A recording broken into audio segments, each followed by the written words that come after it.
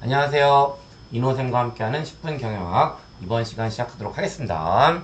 근데 이번 시간에는 어떠한 주제를 가지고 말씀을 좀 드릴 거냐면 유통의 의의적인 측면에 대한 이야기들을 좀 드릴 거예요. 그래서 그 유통의 의의라는 관점에서 어떤 이야기들을 좀 하게 될 거냐면 일단 유통 자체가 뭔지에 대한 개념들을 좀 잡아 드릴 거고요. 그 다음에 유통업체 다시 이야기해서 중간상이 필요한 이유에 대해서 이야기를 좀 드릴 겁니다. 그 다음에 이제 마지막으로 유통이 어떠한 기능을 해야 되는지 이런 주제들을 가지고 이번 시간 살펴보도록 할 거예요. 그럼 이제 유통이라는 것은 어떠한 의미를 가지고 있냐라는 건데 그 일반적 유통이라는 것은 생산업체에서부터 출발하죠. 그리고 생산업체를 거쳐서 유통업체로 갈 거고요. 그 다음에 소비자에게로 이어지는 일련의 과정들, 이 과정을 우리는 유통이라고 한다라고 보시면 되세요. 그럼 이제 이 상황에서 보시게 되면 생산업체에서부터 유통업체를 거쳐서 소비자에게로 지나가긴 하는데 굳이 유통업체 사실 있어도 되고 없어도 되긴 하거든요. 근데 이제 아무래도 유통이라는 걸 이야기하다 보니까 유통업체가 필요하다는 것에 대한 것들을 전제로 가지고 이야기를 할 거고요. 그래서 유통업체 또는 중간상이 필요한 이유들에 대해서 이야기를 좀 해보려고 하는 겁니다. 그리고 이제 물론 여러 가지 이유가 있겠지만 가장 대표적인 이유는 크게 네 가지 정도가 된다라고 보시면 돼요. 그러면 이제 하나씩 확인해 보도록 할 텐데 제일 첫 번째 역시나 제일 앞에 생산업체가 있고요. 이 생산업체는 직접 제품을 유통시킬 만한 능력을 가지고 있지 못한 경우가 생각보다 많이 있어요.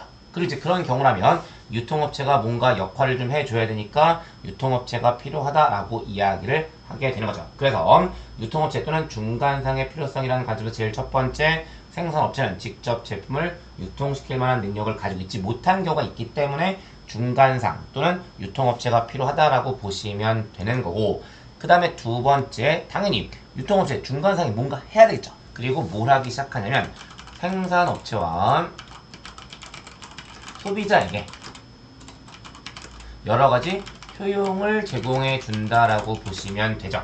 그리고 일반적으로 유통업체가 제공해주는 효용은 크게 세 가지가 되는데요. 제일 첫 번째, 보관이 가능한 시간 효용이라는 것과 이동이 가능한 장소 효용이라고 하는 것. 그 다음에 이 유통업체는요, 그 어떤 재화를 소비자가 가지기 쉽게끔 해줘요. 그리고 이제 그걸 우리는 뭐라고 이야기하냐면 소유 효용이라고 하게 되는 거고 여기서 이야기하는 소유효용 그냥 간단한 예를 가지고 말씀드리면 조금 더 수월해지지 않을까라는 생각이 드는데 그 소유효용의 가장 대표적인 예가 바로 뭐냐면 자동차 할부제도예요. 그러니까 무슨 얘기냐면 만약에 자동차 할부제도가 없다면 소비자들이 자동차를 구입하기 위해서는 목돈이 필요할 거고요. 목돈이 필요하다는 얘기는 그만큼 자동차를 가지기가 어려워진다라고 보시면 되죠. 그러나 자동차 할부제도가 있기 때문에 소비자들은 굳이 목돈이 없더라도 자동차를 조금 더 쉽게 가질 수 있게 되는 거잖아요. 그리고 이러한 것들이 소유 효용의 가장 대표적인 예가 된다라고 보시면 되는 겁니다. 그래서 유통업체는 생산업체와 소비자에게 시간 효용, 장소 효용, 소유 효용 같은 것들을 제공해 준다라고 보시면 되는 거예요. 그 다음에 세 번째, 사실 얘가 가장 핵심적인 내용이긴 한데 그 총 거래수 최소의 원리에 따라 거래 접촉 효율성을 달성할 수 있기 때문에 유통업체 또는 중간상은 필요하다라고 이야기하는 거예요. 그럼 이제 이게 어떠한 의미를 가지고 있는지를 잠깐 보시면 이 그림 가지고 이야기할 수 있는 거예요.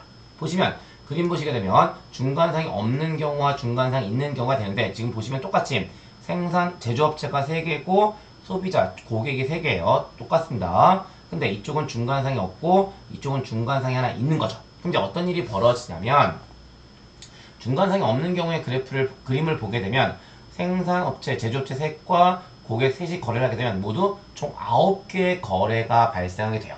근데 중간에 중간상이 끼어들게 되면 보시는 것처럼 거래는 모두 6개로 줄거든요. 그리고 이제 그걸 우리는 뭐라고 이야기하냐면 총 거래수 최소의 원리라고 이야기를 하게 되는데 당연히 거래수가 많아지면 많아질수록 비용은 커지는 거예요. 근데 그럼 반대로 거래수를 줄이면 그만큼 비용은 줄어들게 될 거고요. 그걸 뭐라고 표현하고 있냐면 거래 접촉의 효율성을 달성한다라고 하는 거죠. 그래서 중간상이 없는 경우와 중간상이 있는 경우를 비교해 보게 되면 거래수가 중간상이 있는 경우가 줄기 때문에 중간상 또는 유통업체는 필요하다라고 이야기를 할 수가 있어지는 거고요.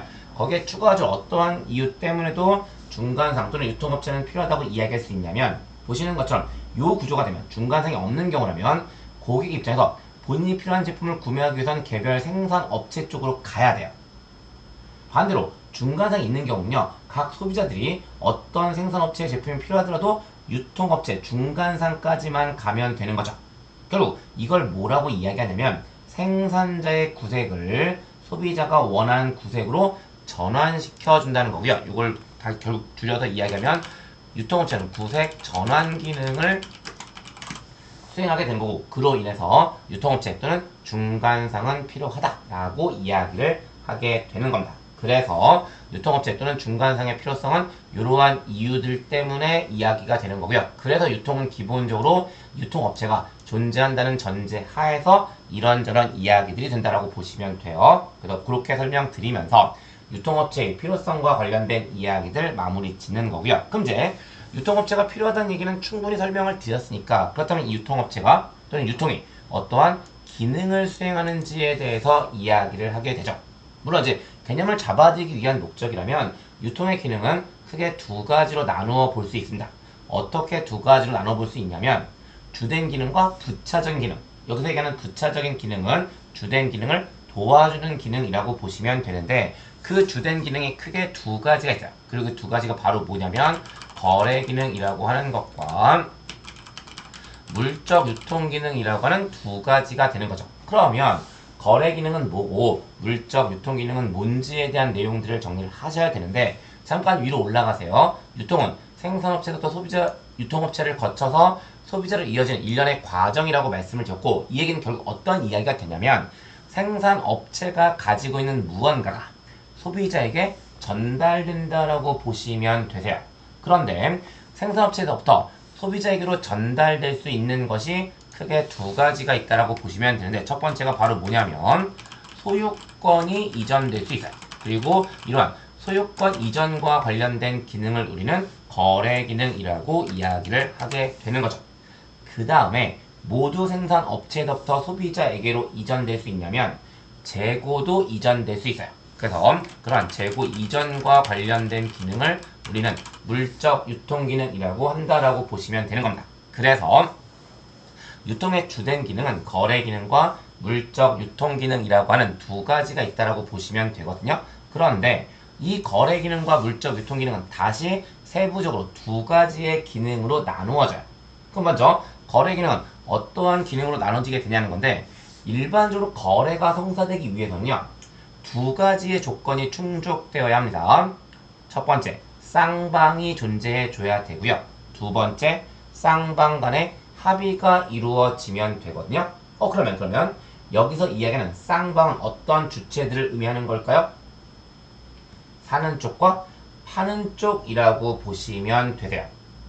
결국 거래가 성사되기 위해서는 사는 쪽만 존재하거나 파는 쪽만 존재해서는 안 되는 거죠. 사는 쪽과 파는 쪽이 다 존재해야 되고요. 그렇다면 당연히 이 거래 기능 역시 크게 두 가지의 기능으로 구성되어 있겠죠. 사는 기능과 파는 기능이요. 그래서 거래 기능은 구매 기능과 판매 기능이라는 하위 기능을 가지고 있다라고 보시면 되는 겁니다. 그 다음에 물적 유통 기능, 재고 이전과 관련된 기능이라고 말씀드렸고요. 일반적으로 기업이 재고를 가지게 되면 두 가지의 효용을 제공해 줄 수 있어요. 그리고 그 두 가지가 바로 뭐냐면 여기서 아까 보셨던 시간적 효용과 장소적 효용이라고 하는 거죠. 그럼 여기서 얘기하는 시간적 효용은 뭐의 의미를 가지고 있을까요? 보관이 가능하다라는 의미를 가지고 있고요. 장소적 효용은 이동이 가능하다는 의미를 가지고 있어요. 그래서 물적 유통 기능은 보관이 가능한 기능과 이동이 가능한 기능, 다시 말씀드려서 보관 기능과 운송 기능이라고 하는 두 가지의 하위 기능을 가지고 있다라고 보시면 되고 요게 바로 유통이 가지고 있는 본원적 주된 기능이라고 보시면 되는 겁니다. 그럼 이제 이 주된 기능을 수행하기 위해서 도와주는 기능들이 있죠. 그리고 그런 기능들을 묶어서 우리는 뭐라고 이야기해 주냐면 조성기능이라고 하게 되는 거예요. 그래서 조성기능이라는 것은 거래 기능과 물적 유통 기능을 보조하는 기능을 의미한다라고 보시면 되고요. 기본적으로 그렇다면 조성 기능은 어떠한 것들이 있냐라는 건데 앞에서 보신 구매 기능과 판매 기능, 보관 기능과 운송 기능 이런 것들을 제외한 나머지들이 다 조성 기능에 해당한다라고 보시면 되고요. 여기까지 예시적으로 이건 예시입니다. 예시적으로 말씀을 드리면 위험 부담 기능 같은 것들이 있고요. 금융 기능 같은 것들이 있어요. 그 다음에 표준화 기능도 있고요.